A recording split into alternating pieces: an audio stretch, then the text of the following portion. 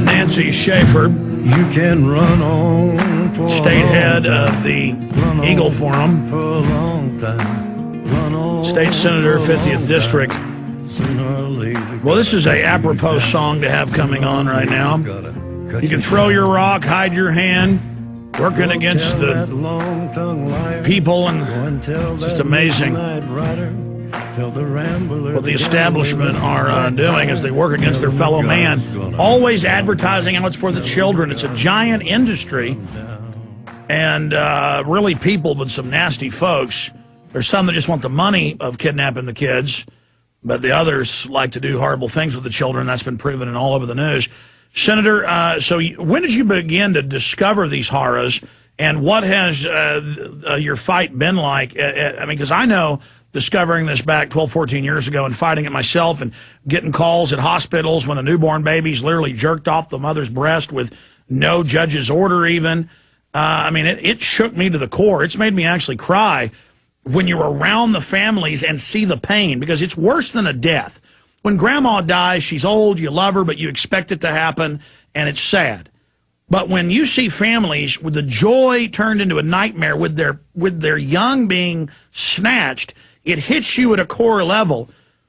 And frankly, it tears your guts out. And then I'm going to be honest, then you want to kill people. Senator, I mean, tell us about your journey and then more of the horrors. Well, it has been horrible. It really has. And let me just say up front here now that my writing the corrupt business of Child Protective Services, which you probably have read at some point or another, that prompted me, of course, to give the speech at Eagle Forum for the confront last year, at the end of the year. I lost my Senate seat over this. And in working, and let me say that there are causes worth losing over, so it hasn't distressed me that much. It's just given me more time to work on this issue and other issues. But in calling around the country to other state representatives and senators, asking them would they help this family or that family that have been contacting me, they have told me that if they help, if they do anything, they will lose their job. Isn't that interesting? Oh, it's a mafia. And, of course, it cost me my Senate seat. But that's okay. That's okay. We're moving forward. We're exposing what is being done. And you mentioned a few minutes ago about the judges and the money. I wanted to share with you that the Census Bureau has reported that in 2002, $40 billion in transfer payments were made between households. That money is under the direction and the control of family court judges. And that's only the tip of the iceberg. Of course, that's right. You break this down so well, but there's bounties on children's heads. Yes, there are. As a matter of fact, we just learned a few days ago that an order had even been placed to one of our Child Protective Services departments for a particular kind of child that they wanted.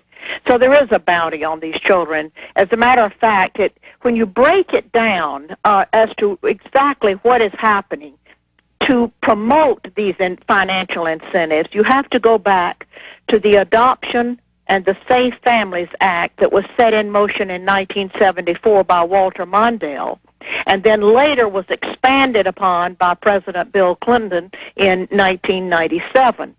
And what this act did is it offered cash bonuses to the states for every child they adopted out of foster care. So in order to receive the adoption incentive bonuses, local Child Protective Services need more children. They must have merchandise, which is the children, that sells. And you must have plenty so that the buyer can choose. Some counties are known to give $4,000 to $6,000 bonus for each child adopted out to strangers, and an additional $2,000 for special needs children. And of course, this money just continues to follow the child for years and years and years. And the employees work to keep those federal dollars flowing. And that's why 67% of children nationally, and that happens to be the average in Texas as well, we have the state hearings on this, are on multiple psychotropic drugs, because once they give them a designation, then the cash amount goes way up. That's right. You're exactly right. You're exactly right. There's a baseline number. There's a baseline number that of expected adoptions based on population for each state. For every child that DHR or Child Protective Services or whatever it's called in your particular state can get adopted, there's this bonus of 4,000 to 6,000. All right, Senator Schafer, stay there. I'm sorry, we've got to break. That was a short segment. Long segment coming up. I want to get into what you just talked about, the ordering certain children. We know the blonde-haired, blue-eyed gets the top cash, and that's been confirmed. So they're trafficking in your children. We're on the march.